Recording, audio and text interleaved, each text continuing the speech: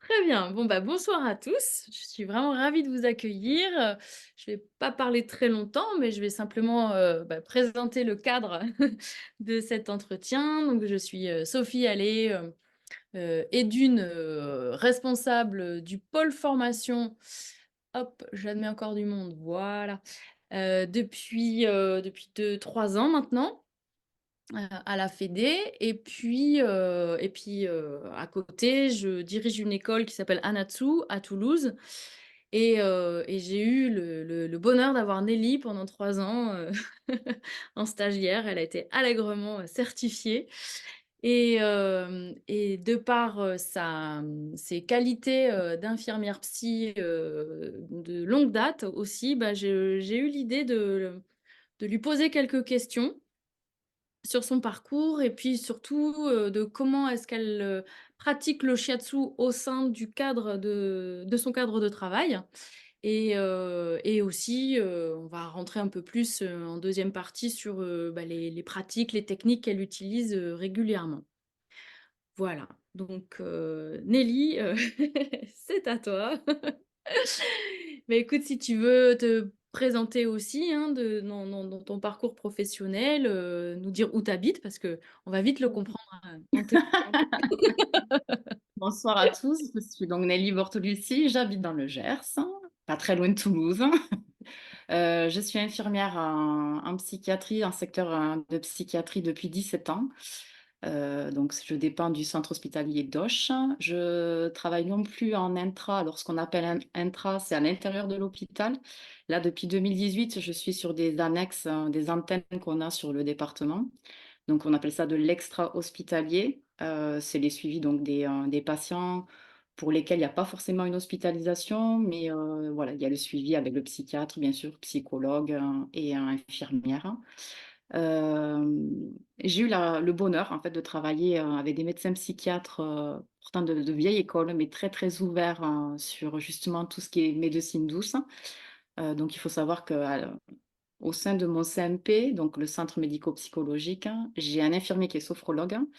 Donc moi, je suis praticienne en shiatsu et j'ai la psychologue avec qui je travaille qui fait de l'hypnose aussi.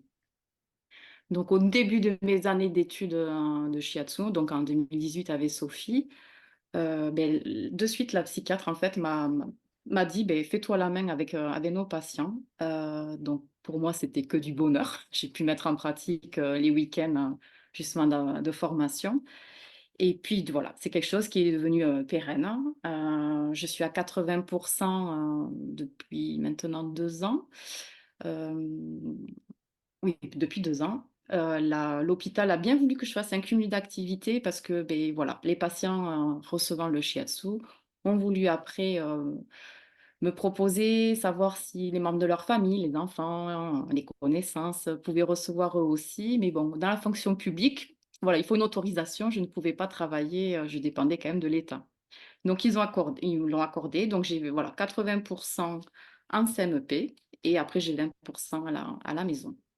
Mmh. Voilà, Est-ce que tu grosso peux est-ce que tu peux développer un tout petit peu plus, c'est quoi un CMP et quel est le type de public qui vient te contacter? Voilà, alors, un peu sur heu, concernant le Gers, j'insiste bien sur le Gers parce que je sais que tous les CMP n'ont pas la même population que la mienne. Dans les grandes villes, ça va être majoritairement des psychotiques. Moi, on on accueille tout public, donc ça peut être, des troubles dépressifs, des troubles de l'humeur, maniaque, des burn-out, des traumas, tout ce qui va être trauma sexuel, c'est très, très, très large en fait. J'ai un échantillon très, très large. mmh. Heu et bon, après bien sûr des psychotiques.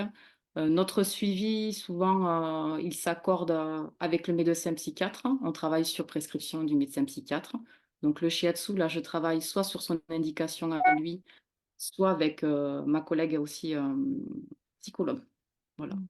Et beaucoup, on travaille beaucoup en collaboration. C'est un peu le sacerdoce, on va dire, de notre CMP. Il y a énormément une grosse, grosse collaboration avec Mais tous les alors, collègues. ouais, pour être plus dans le concret, en fait, c'est des gens qui viennent, comme ça, un peu en première intention, parce qu'il y a un appel au secours et ils se tournent, vers des centres, Oui, alors il peut être, orienté par les médecins généralistes ou ouais, par voilà, eux-mêmes, hein. Il y a pas besoin de forcément une orientation. Ils peuvent prendre l'initiative de se dire: voilà. «Attendez, j'ai besoin, voilà, je contacte».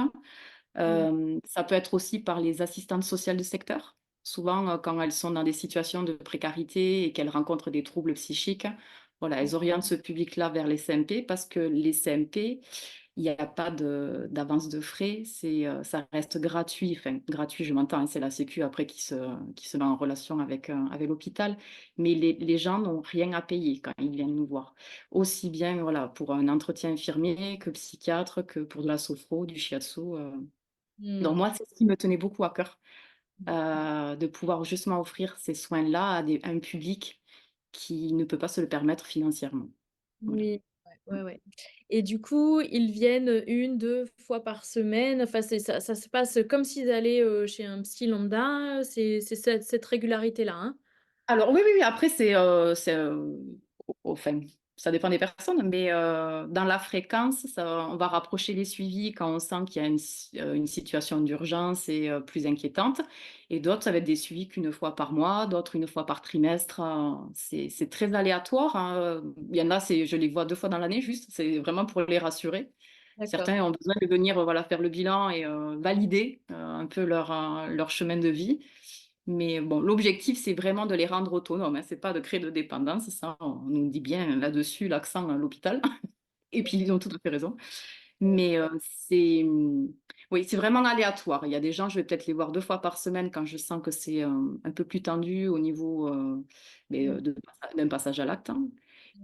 et d'autres, voilà, qu'une fois. La régularité veut que c'est plus, entre 3 à 4 semaines. Ouais, En rendez-vous infirmier, je parle, et en shiatsu aussi. oui. Alors, là, moi, la question que je me posais, c'est qu'avant ta pratique du shiatsu, concrètement, les séances, c'est quoi? À peu près 1 heure? Tu vois la personne 1 heure et ça c'était sur une base de dialogue ou enfin de comme chez le psy, en fait, c'est ça, hein? Oui, oui, oui. L'entretien infirmier, en fait, je vais vérifier, un peu ce que vous faites, enfin qu'on fait avec le Mondshin. C'est-à-dire, je vais balayer, alors plus spécifiquement au niveau psyché, mais ça va être aussi, les loisirs de la personne, les contacts sociaux, voilà, Oui. les centres d'intérêt, le Mmh. sommeil. Donc moi, je suis obligée d'évaluer, en fait, les capacités d'adaptation et l'humeur de la personne, le Mmh. suivi du traitement, les ressources qu'il a autour. Voilà, Mmh. j'essaye vraiment, c'est une approche globale. C'est Ouais. c'est pour ça aussi que ça me parle beaucoup en psychiatrie par rapport à la pratique, du shiatsu, qui est quand même une approche holistique aussi. Ouais, ouais, ouais, tout à fait, et du coup, là, enfin, tu sais, souvent, on fait bien le distinguo entre, chez les psys, beh, c'est vraiment la parole, quoi, hein. Alors, je vais pas dire le mental, bien sûr, mais c'est basé sur des mots. Oui. Comment est-ce que ça a été perçu d'introduire du toucher, en fait, dans ce métier? Alors, le toucher, enfin, pour mon expérience, hein, le toucher, c'est quand même le cœur de notre métier en tant qu'infirmière, parce qu'au départ, dans notre décret infirmière, dans notre rôle propre, on aide à la toilette.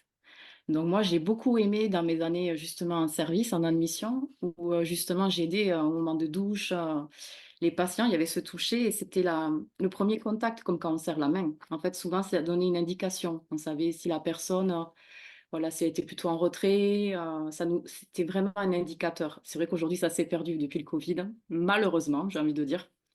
Mais pour moi, c'était un peu la météo intérieure d'entrée. C'est vrai que le matin, quand on saluait les gens et qu'on serrait la main, voilà, ça donnait déjà, un premier schéma de la personne. Quand je suis arrivée après en CMP, l'accès au toucher comme ça, comme je l'entendais avec la toilette, je ne l'avais plus. Puisque c'était derrière un bureau très formel, juste je serrer la main, et à part observer avec mes yeux et entendre avec mes oreilles, bon, il me manquait quelque chose, hein. Mmh, mmh.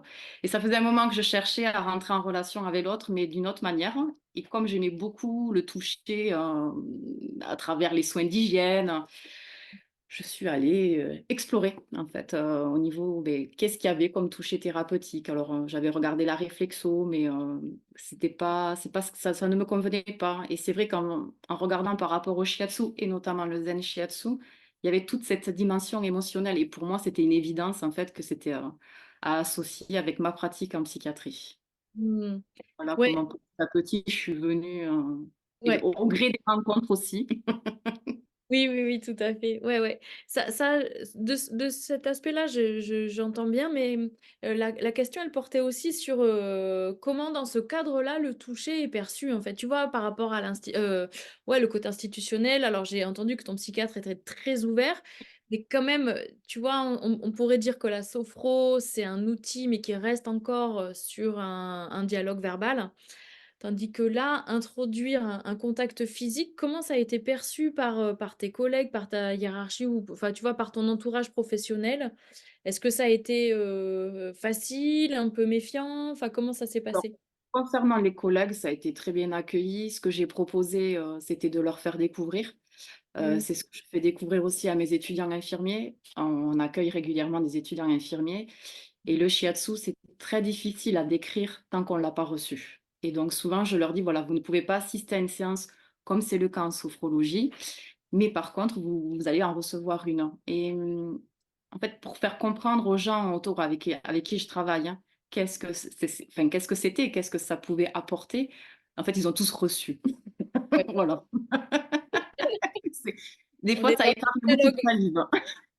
on était dans le dialogue par le toucher direct. La Voilà, tout à communication est fait. passée tout de suite là, par contre. Après voilà, moi je suis quelqu'un de très tactile, donc c'est vrai que même quand je travaillais dans les services en admission, voilà, dans les chambres d'isolement, il y avait toujours un contact. Ça me permettait aussi pareil de vérifier toujours pas mal de choses. Donc c'est quelque chose qui est spontané, hein, chez moi, hein. Et donc après ça a été accueilli, il y a pas eu de frein en fait, hein. Il y a pas eu de frein, Mmh. notamment parce que déjà l'hôpital ne m'a pas payé la formation, ça je tiens à le dire. Ça c'était voilà, avec mes propres finances, donc ça les arrangeait bien. Mais par contre, voilà, après ils m'ont pas du tout mis les bâtons dans les roues, comme je suis un peu en dehors de l'hôpital, hein, puisque c'est en fait, on est à l'extérieur, hein, des bâtiments de l'hôpital, même dans la réalisation, dans la concrétisation, je rejoins, l'infirmier avec qui on a discuté tout à l'heure, en intra, donc dans l'hôpital, c'est difficile déjà au niveau du temps, des structures. Heu, Là, je peux octroyer ce temps-là. En service, c'était très difficile. J'aurais jamais pu me prendre 1 heure pour un patient, Mmh. parce que Mmh. ça voudrait dire que, beh, voilà, au détriment de la charge de travail pour les collègues, bon, c'était Non, non, non, bien non. sûr. On entend bien Et ça. c'était un public aussi, enfin non, là, je suis pas d'accord parce que même en situation de crise, j'en ai eu en CMP et c'est possible. C'est Ouais, possible. Oui, ouais, oui, ouais, oui. ouais, ouais. C'est Avant de juste que humainement, c'est difficile au niveau logistique et effectif Oui, de de le formaliser, on va dire, en intra. Il faudrait mmh, un poste vraiment dédié qu'à ça, pas quand vous êtes, double casquette infirmier, c'est pas possible. ouais, j'entends. C'est pas Mmh. possible. Avant de passer aux questions un petit peu plus précises sur les cas et voilà, sur les types de personnes que tu rencontres et quel shiatsu tu apportes en fait à ces personnes. Juste, moi j'avais une question, je suis un peu curieuse de comment aussi a été perçu le fait que ça soit basé sur de la médecine chinoise dans un contexte plutôt allopathique? Alors, encore une fois, ça touche vraiment de près que les médecins psychiatres avec qui j'ai travaillé. Bon, il m'est arrivé des fois, on vient en renfort dans les unités, donc je suis revenue en intra, là, il y a quelque temps et j'ai pu discuter justement avec les psychiatres d'admission. Bon, ils étaient très à l'écoute, mais bon, après, il y avait rien eu de plus, hein. Je veux dire, j'ai pas eu d'indication à la sortie des patients, de l'hôpital, donc ça reste quand même avec les psychiatres avec qui je travaille actuellement. Donc la première, le docteur Bassman qui est parti à la retraite et là, voilà, j'ai son successeur qui, pareil, lui aussi est très, partie prenante. Mmh. Je je rejoins sur, le fait que ça dépend aussi de l'ouverture d'esprit aussi des médecins psychiatres. Bien Donc là, on a quand même une nouvelle génération qui est assez intéressante, qui est prometteuse, hein. La sophrologie, pour faire un peu le parallèle, la sophrologie, moi j'ai mon collègue, ça fait 20 ans qu'il exerce sur l'hôpital. Et ça fait depuis, allez, 8 ans seulement qu'il y en a un deuxième avec lui, un sophrologue. Et là, voilà, depuis 2 ans, maintenant, il y a des formations financées par l'hôpital qui s'ouvrent petit à petit, justement, auprès des infirmiers qui veulent être sophrologues. Donc, je me dis, bon, petit à petit, une pierre après l'autre, on bâtit.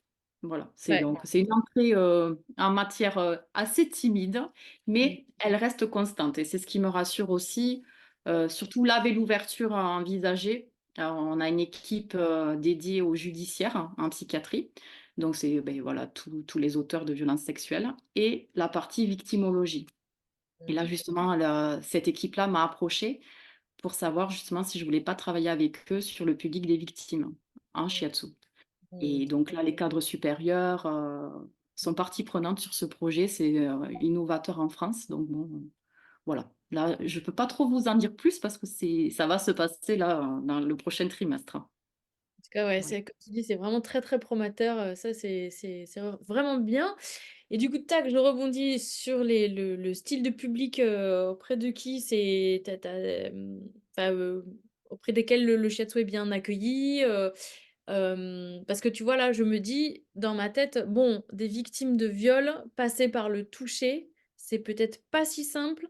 Et au contraire, ça peut être extraordinaire d'avoir un toucher réparateur et bienfaisant. Donc, bah, si tu veux, enfin, si ça te va, on peut démarrer par ce genre de public-là. Ouais. Et puis, petit à petit, si tu veux développer autour bah, des personnes sur qui, en effet, le shiatsu, c'est assez facile et évident de le proposer. Et au contraire, sur d'autres, c'est presque contre-indiqué. Est-ce que tu as déjà des styles de public à nous dévoiler comme ça autour de... Alors, pour revenir sur le premier point par rapport aux victimes de viol. Donc ça, bien sûr, ça va être jamais. Je ne vais jamais proposer à une personne si elle vient où le viol a été récent. Euh, Là, ce que j'ai eu au plus tôt, ça a été dans les 6 mois après. 6 mois D'accord. après, en savant qu'il y avait quand même un suivi psycho déjà d'amorcé.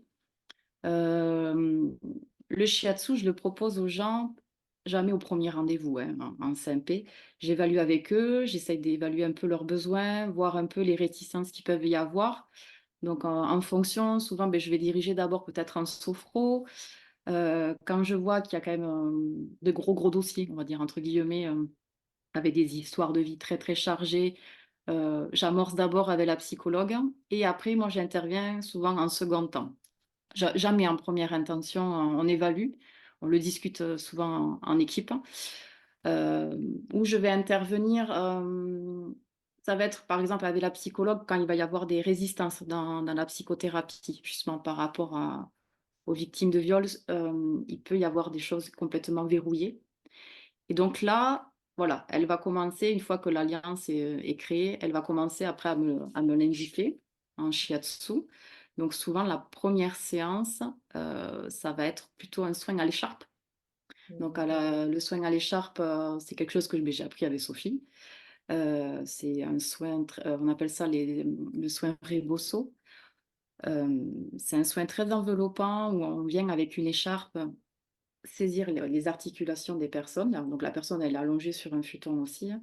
Et on va venir faire des balancements, des vibrations, en tenant le membre justement de manière aérienne et faire des oscillations. Et on va venir aussi faire voilà, des compressions. On va serrer et desserrer au niveau des articulations. Donc il y a vraiment ce mouvement inspire-expire. Et ça permet vraiment à la personne de se recentrer et déjà d'avoir à nouveau un toucher via un médiateur, en fait. Ça, c'est vraiment la première approche. Et en même temps, ça les aide aussi à se laisser aller parce que là, elles sont, comme on disait, elles se laissent, elles n'ont pas de contrôle. Là, elles sont à nu, hein, quelque part. Donc ça, c'est vraiment souvent pour ce public-là. En premier, je vais proposer le soin à l'écharpe. Et après, selon leur ressenti, mais bien souvent, ça se passe bien parce qu'elles sont déjà prêtes. Euh, Puis déjà, là, oui, comme tu disais, l'alliance est déjà bien établie aussi. oui, oui, oui, oui. tout à fait. Ce côté aussi, de serrage permet d'être complètement réconforté en étant, un peu comme dans sa bulle intérieure et puis avec ce desserrage très, très progressif qui permet de reprendre contact avec le monde extérieur, à sa mesure, quoi. Ça, c'est très libérateur, hein. Mmh. Mmh. Ça, c'est vrai que oui, en général, voilà, c'est le premier soin que je propose, aux femmes qui ont eu, voilà, des traumas sexuels, Ouais. Mmh. et D'accord. après on passe au shiatsu. Donc le shiatsu, ça va être un shiatsu même si, clairement des fois au corps, on sait d'entrée où est-ce qu'il faut aller travailler, ça prend plus de temps et il faut passer par d'autres chemins. Il faut Mmh. apprivoiser le corps. Ouais, bien Heu, sûr. donc au début, c'est pas forcément 1 heure la séance, ça va être, 1/2 heure. Mmh. On essaie de toujours de voir, s'il y a des parties du corps forcément, dont elles craignent le toucher et hem, assez, étonnamment, elles ont beaucoup moins d'interdits que d'autres. Mmh. C'est oui. On peut avoir des idées un peu reçues et finalement, c'est pas ouais, non, non, non. Ouais, Mais la relation de confiance joue énormément. ouais, Ça bien c'est sûr. mmh, Mmh. Bon, OK, ça merci. c'est Est-ce motivant. que tu peux nous parler un peu plus, des proportions de patientèle, de type de patientèle que tu peux avoir auquel tu proposes des shiatsu et c'est bénéfique?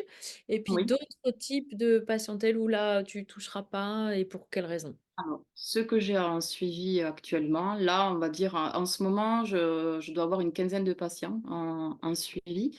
Donc, beaucoup de troubles dépressifs, des états de burn-out, des personnes qui avaient des troubles de l'humeur et qui s'avèrent en fait que c'est très certainement des troubles dysphoriques prémenstruels plutôt. Donc ça, on le travaille, ça c'est quelque chose qui demande beaucoup, beaucoup de temps pour l'évaluer et pour voir une amélioration aussi. Ensuite, je vais avoir, j'ai une dame pour laquelle il y a quelques années, donc il y a sa fille, elle a 2 ans. Donc il y a 3 ans de ça, on a arrêté les traitements parce qu'elle avait fait 2 bouffées délirantes dans ses antécédents et elle a eu un désir de grossesse. Elle Mmh. avait des traitements par neuroleptique, donc c'est un traitement assez lourd et risqué aussi pour le futur fœtus. Donc la médecin psychiatre m'avait demandé, de commencer du shiatsu avec elle, heu, en vue justement de préparer l'arrêt des traitements et de l'accompagner si grossesse il y avait.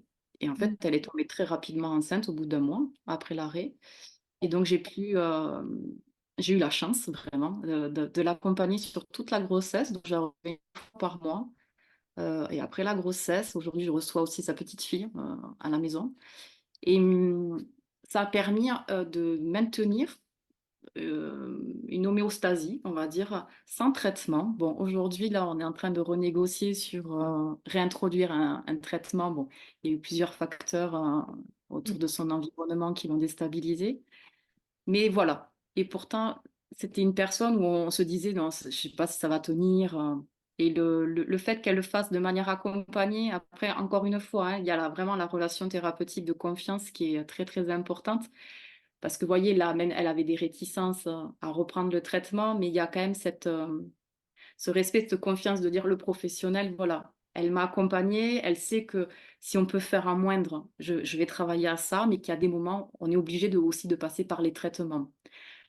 Donc, dans le public, on peut accompagner au niveau du traitement, mais il faut être toujours très, très vigilant, c'est-à-dire qu'il ne faut pas être apprenti sorcier. Il ne faut pas se dire: «Voilà, grâce au shiatsu, vous allez vous détendre, vous avez plus besoin des anxiolytiques, des antidépresseurs». Non, non, non, non, ça se passe pas du tout comme ça. On peut diminuer, mais il faut vraiment que ce soit des suivis, rapprochés, pour avoir des effets. Et Mmh. ça, c'est ce qui est la difficulté, en fait, hein, dans tous les jours parce qu'on n'a pas forcément les patients qui viennent, tous les 15 jours ou tous les mois, en cabinet et sur du long terme. Moi, j'ai des gens, ça fait 4 ans que je les suis en shiatsu. Donc Mmh. ouais. Mmh. Mais bon, je vois quand même, voilà, que sur le long cours, Mmh. ça nous autorise au niveau thérapeutique de diminuer des traitements et voir justement l'évolution, l'amélioration de l'humeur, des angoisses, du sommeil, enfin, ça a Mmh. énormément d'impact au niveau de la vie psychique. Alors qu'elle pouvait avoir ces symptômes-là, même en ayant les médicaments? Oui, aussi, oui. Oui, oui, oui. Quelque part, ouais, ça c'est un peu enfin, je sais pas, c'est un peu intuitif, hein, ce que je vais dire, mais c'est comme si ça redonnait un lien puissant, intime, profond à soi-même et avec un autre être humain qui fait que y a des choses qui peuvent un peu s'apaiser, se libérer, ce que n'apporte pas un médicament, en fait.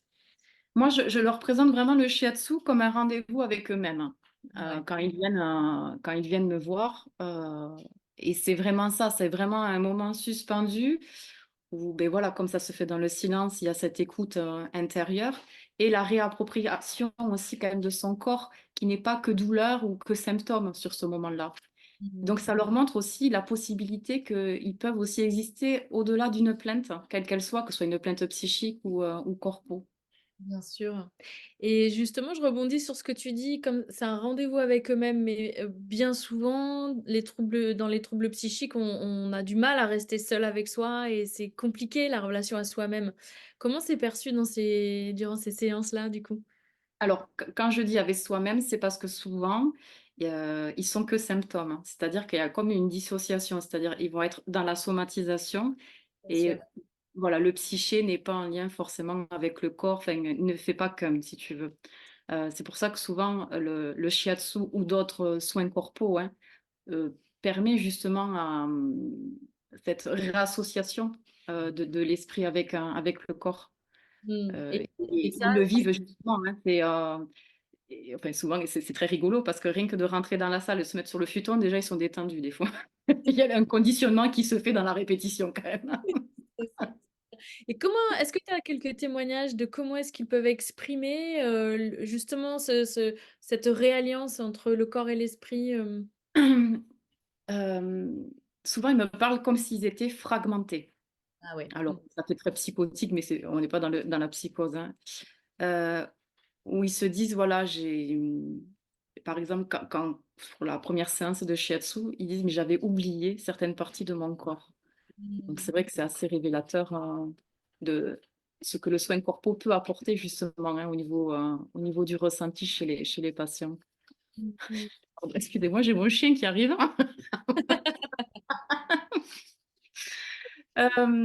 Oui, c'est quand même, parce que le toucher, on n'a plus l'habitude en fait du toucher, d'un toucher comme ça thérapeutique. Mmh. Ça va être souvent furtif ou, bon, avec le covid, voilà, comme on a dit, ça a renforcé beaucoup l'éloignement aussi. Mais là, c'est un toucher en même temps qui est sécurant et qui donne une limite, hein, et qui est contenant. Et c'est vrai que quand dans les manifestations d'angoisse, c'est ça, c'est ce débordement, hein, qu'on peut avoir au niveau émotionnel ou somatique, hein, enfin, physique, hein. Donc c'est vrai que de revenir avec un toucher, voilà, ça cadre, ça contient et ça sécurise. Ouais, ouais, tout à Je fait. sais pas si je réponds bien à ta question. Si, si, si. Si, si, si, si, si, si. Est-ce que, là maintenant tu pourrais, assez, succinctement parce que bon, on le développerait plus tard, bref, mais est-ce que tu pourrais, nommer les grandes catégories de problématiques, psy. Bon, en 5-10 minutes, hein, désolée, ça nécessiterait beaucoup plus de temps, mais juste pour que nous, on puisse peut-être, identifier des grands types, des cas dans nos cabinets, parce que certainement qu'on reçoit des dépressifs, des gens en burn-out, des gens anorexiques, des gens, voilà, qui peuvent être borderline, donc psychotiques ou névrotiques, et Oui. du coup, enfin, comment est-ce qu'on peut les repérer? Est-ce qu'il y a des petits repères comme ça? Et quelle réponse shiatsu, toi, tu offrirais, en fait? Ou Alors, pour ces cas de trauma sexuel là, ça y est, tu as répondu pour eux, mais voilà.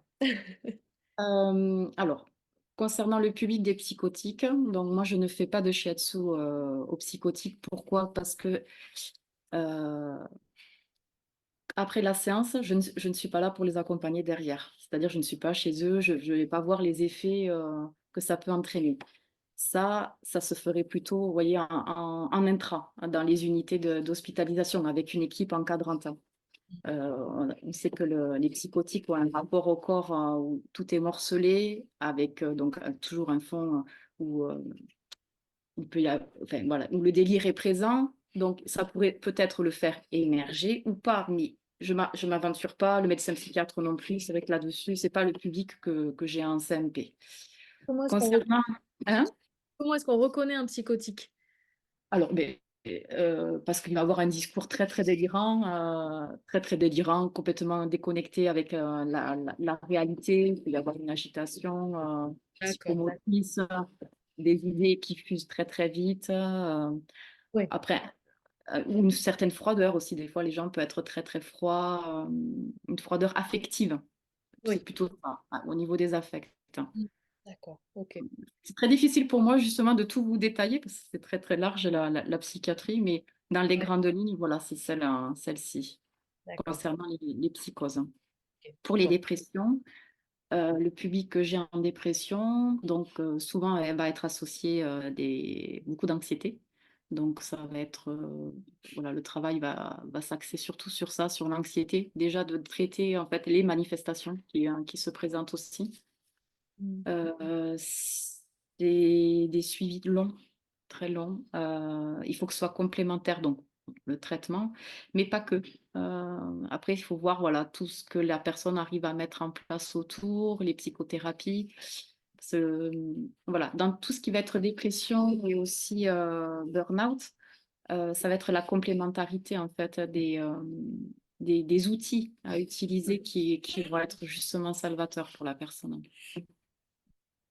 Voilà. D'accord. Ouais. Je sais pas, j'ai perdu le Ouais. Non, non, mais c'est vrai qu'en 5 minutes, c'est un petit peu difficile de et puis peut-être que en fait, je t'invite à balayer très, très largement, puis on va laisser un quart d'heure à la fin pour les questions justement. Donc vous pourrez poser les questions par le chat, puis toi, tu t'en occupes pas Nelly, c'est moi qui trie et qui retraduit les questions, au fur et à mesure. Hem, en tout cas, ouais, par rapport à, les deuils aussi, ça me fait penser, les ouais. états de stress suite à des deuils ou des chocs, émotionnels très forts. Là Mmh. aussi, je peux Mmh. accueillir ce là. Et ouais, et justement, j'ai une dernière, question avant de d'ouvrir, les questions, de notre cher public. Est-ce que, hem, quand même se dessinent plus ou moins,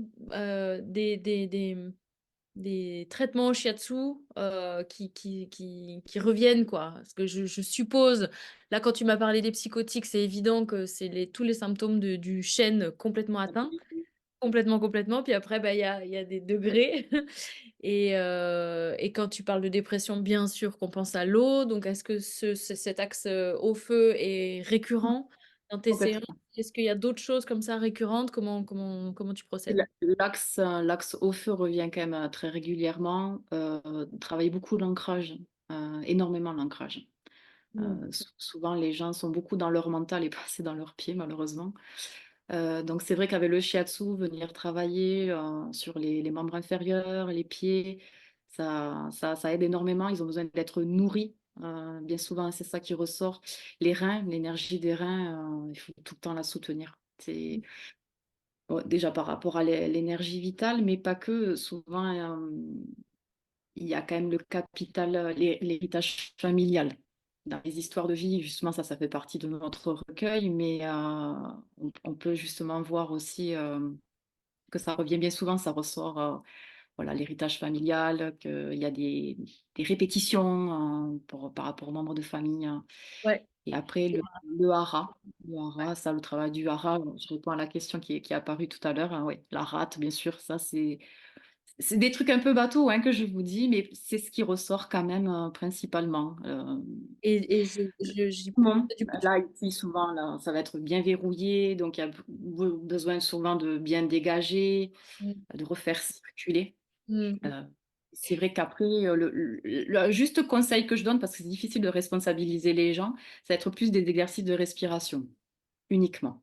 Après, mmh. tout ça, alimentation, tout ça, je vois qu'ils suivent pas. Donc, au moins la respiration, ça, je mets l'accent là-dessus. C'est ce sur quoi je me bats beaucoup là-dessus. Sur la respiration. Et est-ce que tu utilises beaucoup les vaisseaux merveilleux? Oui, alors les vaisseaux merveilleux, je les utilise, alors pas en première intention, Mmh. ça vient plus tard dans mon suivi. Mais bon, le classique, pour moi, lequel j'utilise beaucoup, ça va être Rennes-Marie et Chiang Mai, Mmh. énormément Chiang Mai. Voilà, celui-là, il vient régler pas mal au niveau de l'anxiété, tout ce qui est psycho-émotionnel, ça aide beaucoup. Oui et puis ça vient libérer aussi les mémoires, familiales comme tu disais, hein, toutes ces traditions, c'est pas ces traditions, mais ces schémas répétitifs, Ouais. un peu pour retrouver son propre espace et puis, arrêter d'être, soumis au brassage familial quoi, quelque part. Oui, oui, tout à fait, oui. Mmh. Ouais. Et là, il y a une question aussi, bon, qui est peut-être un petit peu trop précise de Nora, c'est quel point, quel méridien tu utilises? Et en même temps, bah, je glisse que, Nelly et moi, on propose un stage en avril, justement pour déployer et développer, dans le concret, toutes ces questions-là.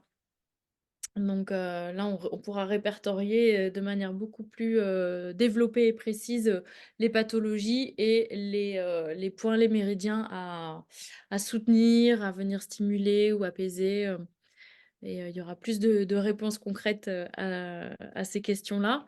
Mais, est-ce que du coup, là, tout ce qu'on vient de développer, ça suscite chez vous des questions? Et même si vous le souhaitez, vous pouvez allumer le micro et lui parler.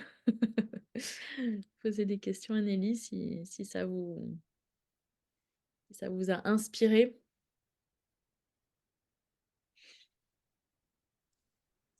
Je me- Oui, bonsoir. j'ai- Oui, bonjour, vous m'entendez? Oui, oui, tout à fait. Oui, Ouais. bonjour, bonjour. C'est super intéressant, vraiment, cette vision. Euh, je rebondis sur la question des traumas sexuels parce Mmh. que donc tu nous as exposé le cas où en conscience tu reçois des personnes qui sont victimes de viol. Faisons un exemple un peu posé quand il y a plutôt un receveur qui est dans un état dépressif ou extrêmement anxieux, dans lequel une séance shiatsu Oui. Ah, tu veux dire révélerait qu'il y a eu un trauma, même si on ne oui. peut pas le verbaliser ou conscientiser ensemble. Mais voilà, que la séance révèle qu'il y a un passé peut-être inconscient pour le receveur même. Voilà, est-ce que tu as des pistes de réflexion, des gestes à faire, éviter, des précautions, des choses Alors à moi, dire? ce que je Parce que conseille, voilà, là, c'est il y a des choses dites et non dites. Comment on fait dans ce cas-là? alors après ça dépend. Il y a chaque personne a son timing et son moment pour dire, les choses. C'est-à-dire que tu as des personnes, qui ont des antécédents lourds et qui font le choix de ne pas en parler. Hem, ça, il faut le respecter. C'est-à-dire que c'est pas le bon moment ou peut-être que ce moment ne viendra pas parce qu'il faut toujours se méfier, même si toi, thérapeute, tu perçois en fait où est le problème, ça, c'est ta projection à toi. C'est qu'il faut réparer là. La personne, des fois, elle a adopté des mécanismes de défense pour éviter de s'effondrer derrière. Donc Mm. c'est là où il faut être, à une juste distance, Mais et ça peut pas justement, être salvateur, quoi. non, non, non, mais justement, ma démarche, mon intention était différente, c'est-à-dire quand tu sens qu'il y a euh, un filtre à pas dépasser, Oui. parce qu'on voilà, on sent qu'il y a une lourdeur de vie trop importante, mais que cette personne ne conscientise pas ce filtre elle-même. Tu vois, que tu sens que tu peux passer par un toucher peut-être trop envahissant, parce que comme on travaille Alors, énormément par le de lui ventre. poser aussi de lui poser la question. Souvent, pour les premières situations, je demande toujours à la personne s'il y a des zones du corps pour lesquelles, ils apprennent le toucher. Il faut Mm, que tu partes mm, toujours du ressenti de l'autre. Il faut faire très attention avec nos projections. Souvent, on projette sur l'autre, de notre histoire ou de nos représentations et des fois, on est complètement à côté avec ce que la personne, elle ressent. Donc toujours vérifier en fait ce que l'autre, peut te donner. C'est vraiment, il faut que tu te bases sur ce mm, qu'il lui ressent, pas forcément toi. Il faut faire attention. mhm. Tu vois, D'accord. je vais te donner un exemple. Ouais. Nous, en tant que soignants, en tant qu'infirmiers, souvent, voilà, on est beaucoup dans le faire. On a des patients pour qui on a le sentiment qu'ils font rien de leur journée. Et spontanément, l'infirmière va vouloir en fait faire, hein, tu vois, des activités pour remplir, l'occuper, parce qu'elle a peur qu'il s'ennuie. Mais ça, c'est ses projections. La personne ne s'ennuie pas forcément. C'est pour ça que je te dis, même Mhm. tu vois, dans le toucher, dans ce que toi tu conscientises et que l'autre ne perçoit pas, il faut faire très très attention. Euh, Même si ça te semble d'emblée flagrant, ce que tu dois travailler, des fois, il faut se dire non, c'est pas le moment. Il faut quand même il faut se faire confiance, hein. Il faut vraiment se faire confiance aussi, hein, dans l'écoute, hein. Mhm. Parce que justement, tu vois, là, tu te poses la question. Donc, quelque part, ça veut dire que tu le sens pas non plus. Mm. En fait, je me l'ai fait à une expérience passée en particulier, mais justement, j'ai eu le cas où il peut y avoir des personnes qui ont des troubles dépressifs manifestes et Oui. qui l'expriment, et des Mhm. angoisses qu'ils partagent sans problème, euh, et qui ont du mal à exprimer leurs limites, par contre, tu vois, où cette relation, justement, cette alliance, voilà, passe par une non-conscientisation de leurs propres limites.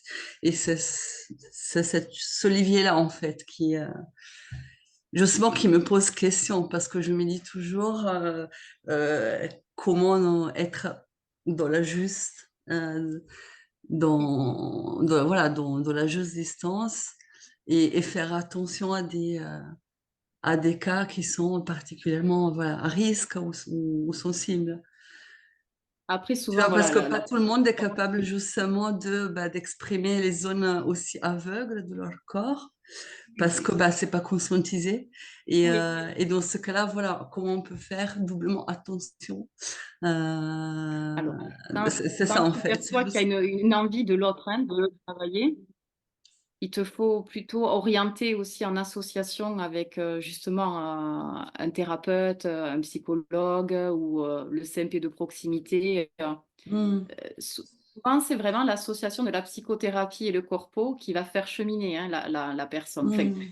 encore une fois, je ne parle que de mon vécu, hein. Après, Ouais, donc on peut sans être intrusive orienter vers un suivi bien sûr, autre sans être intrusive. Ok. il faut savoir connaître ses limites et c'est pas Mhm. euh, et c'est pas un tort, au contraire, de le dire à l'autre, hein, de dire voilà, ça sort de mes compétences. Par contre, je peux vous proposer de prendre contact avec un psychologue, avec un CMP, enfin, avec un thérapeute qui peut vous accompagner sur ça. C'est au contraire, hein, il faut savoir passer le relais.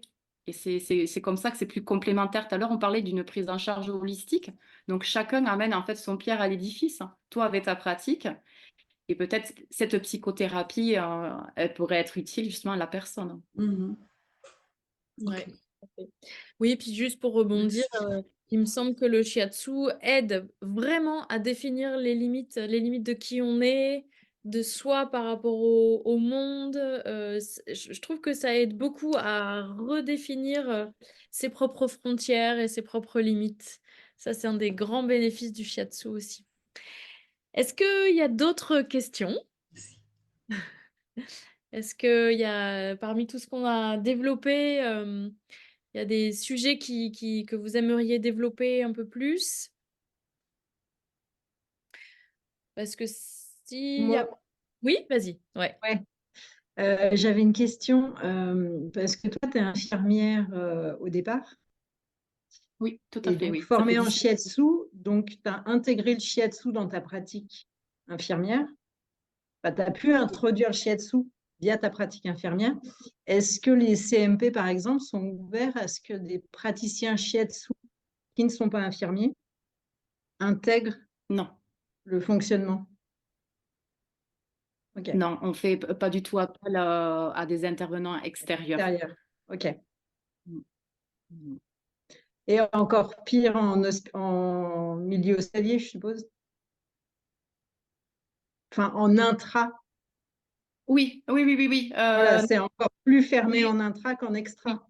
tout à fait. Oui, oui, oui. Là, tu vois ce que, comme j'ai dit, hein, j'ai commencé tout petit, donc via l'extra. Et là, l'objectif, donc, c'est de commencer à intervenir sur la victimologie. Et ça, par contre, ce sera un intra. Les bâtiments sont à l'intérieur de l'hôpital. Donc, je me dis, bon, je vais réussir à force à avoir un pied dans l'hôpital. Et là, peut-être après, ça pourra un peu plus se déployer. Bon, on verra. On Ok, verra. Alors, merci. Nelly, j'ai une question là qui est intéressante. Est-ce qu'il y a des contre-indications à donner un shiatsu à une personne qui a des épisodes de dissociation? Euh, oui. Je...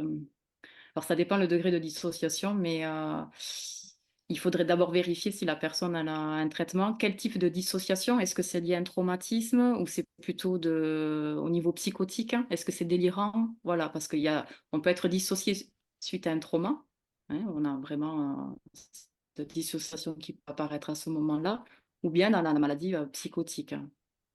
Hmm. Et là, elle dit c'est lié à un stress post-traumatique. Alors, ça dépend, encore une fois, il y a la notion de temps. Comme, ça fait combien de temps? Est-ce que ça, elle sait? Anne, peut-être tu peux allumer le micro, qu'on puisse discuter. Allô? Vous Oui, Anne? m'entendez? Oui, Oui, vous tout à fait. m'entendez? Oui, Ouais, oui. ouais, tout à fait. Euh, donc, c'est une personne qui a des dissociations assez régulières depuis quelques années et qui cet été a passé le cap de faire une tentative de suicide et du coup d'être en hôpital psychiatrique parce que dans ces épisodes de dissociation, voilà, elle se fait du mal à elle-même, quoi. Oui, oui, oui, oui. Donc là, on est à distance de l'événement traumatique. Donc là, je te réponds oui. Là, on peut faire du shiatsu. J'ai le cas en suivi, moi, en CMP. Et au contraire, la dissociation, ça fait vraiment partie, hein, des, euh, comment dire, des fragments du traumatisme. Parce qu'au moment de l'événement, l'esprit s'est détaché pour en fait ac- accueillir, absorber l'atrocité. Euh, Vu que c'est à distance, moi c'est vraiment en situation aiguë où je vais le déconseiller parce qu'on ne sait jamais comment la personne peut réagir. Là, dans ce que tu me renvoies, là, ça fait quand même déjà quelques années. Donc ça, tu peux le travailler en shiatsu, tu peux intervenir auprès de cette personne. Oui. Là où en fait ça m'a interpellée, c'est que je lui ai demandé si elle faisait, enfin, je lui ai parlé de la méditation. Elle m'a dit, il faut surtout pas que je fasse de méditation. Parce que quand je fais de la méditation, en fait, ça accentue, c'est comme une piste de lancement pour partir en dissociation. Du coup, je me suis demandé si en shiatsu, ça pouvait faire des choses similaires. En shiatsu, tu restes là, toi, en support, et tu ramènes en fait le contact, à la réalité, puisque avec ton toucher, tu vas ancrer la personne sur l'instant présent, là, le ici, maintenant. La méditation, alors, il faut se méfier avec la méditation. C'est pas, souvent, voilà, on dit aux gens, ça fait du bien. Ça dépend les profils. Ça peut être hyper angoissant, la méditation, il faut le savoir. Donc, tu vois, elle te parle de dissocier. Moi, j'ai des personnes qui m'ont déjà dit, ça m'a déclenché des crises, des énormes crises d'angoisse. Donc, quand c'est comme ça, moi, je propose plus de faire la respiration carrée, la forme géométrique, où là, en fait, on donne plusieurs infos au cerveau, ce qui permet de contenir aussi et de donner une ligne de conduite au cerveau. Ça marche plus ça que la méditation pour ce public-là, encore une fois. Voilà, les gens qui peuvent vous dire la méditation, ça m'angoisse, je me sens pas bien. Proposez-leur plutôt des exercices de respiration sur le triangle, le carré. Enfin, il en existe plein, hein, mais c'est plus aidant, c'est plus contenant. Super, merci beaucoup. Avec plaisir. Bien. Euh, Bon, bah écoutez, moi je vois qu'on arrive à peu près à la fin. Est-ce qu'il y a une dernière question? Il y en a une qui est passée un petit peu à la trappe, mais est-ce que le dialogue que tu as au préalable avec les patients est aussi orienté pour les aider en fonction de... Enfin, le shiatsu va aider, mais est-ce que le dialogue préalable a aussi une large place dans ta Ah pratique? oui, oui, oui, Voilà. clairement. Oui, Comme oui. ça, bien, mais c'était une question, voilà. Ouais, ouais, tout à fait. OK. Et Et c'est si vous... vraiment le, c'est Ouais. vraiment l'amorce de la relation de confiance, hein, la relation à l'autre, comment on arrive à rentrer, à être en connexion. On n'est pas encore sur le futon, qu'il y a déjà cet échange qui se réalise, hein. Mmh mh. Ouais, ouais, tout Et à fait. s'il vous plaît, Oui? excusez-moi, Olivier, oui, du coup, infirmier en psychiatrie. Une question que j'aimerais vous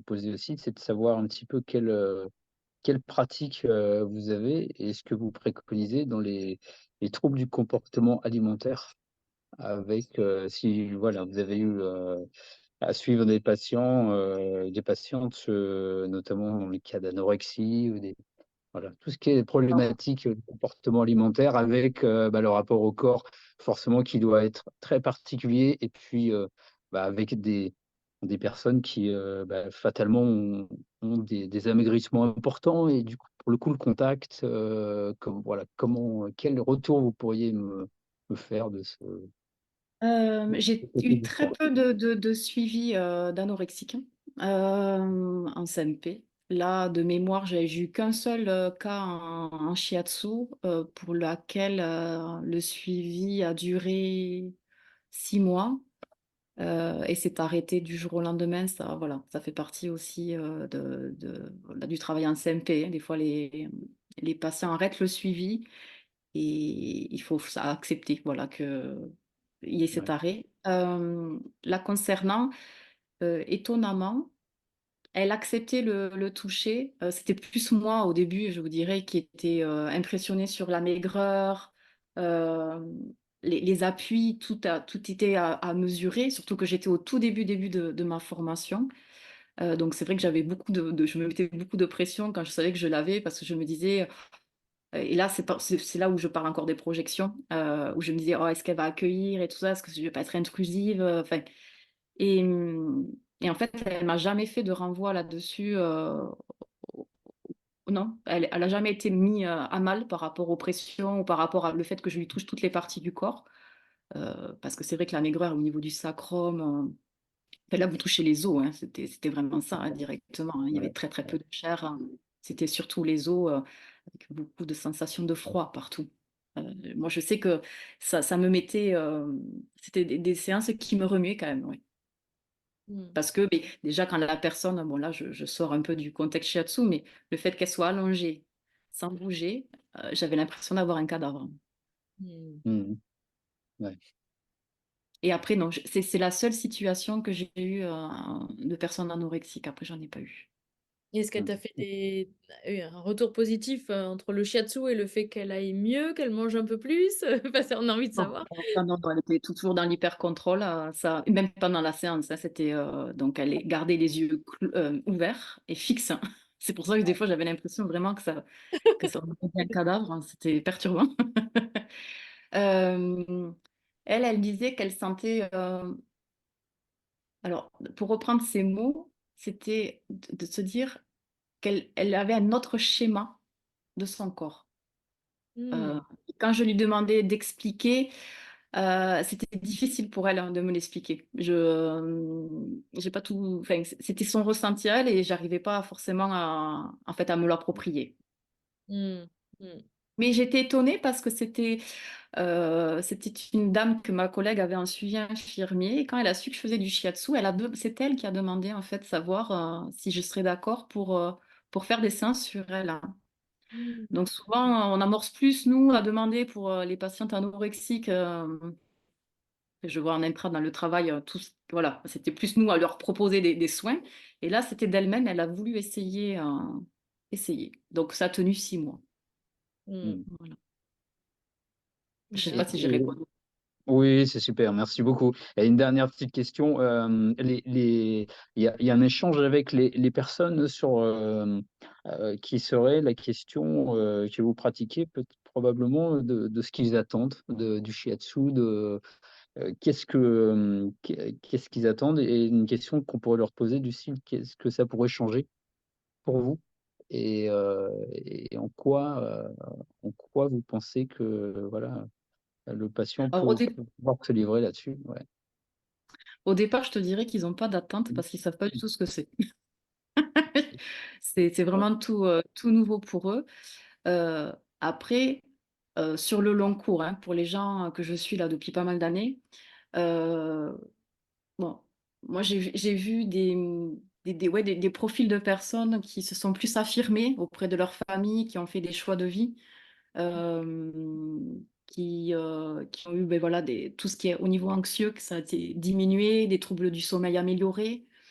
Mhm. euh, Toute cette dimension. Et au niveau psycho-émotionnel, c'était aussi un déverrouillage, alors toujours hein, avec l'association, avec la psychologue, mais ça fait accélérer, et ça avec ma collègue, on en parle souvent, les psychothérapies.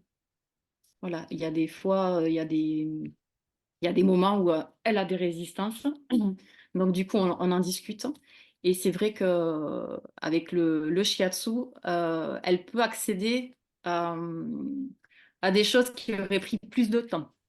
Et les patients le voient, hein. Dès qu'il y a une rigidité, un peu un positionnement très affirmé, le fait de passer par le corps, justement, ça permet de nuancer et d'ouvrir en fait une porte pour la psychologue Mhm. et pour la patiente du coup.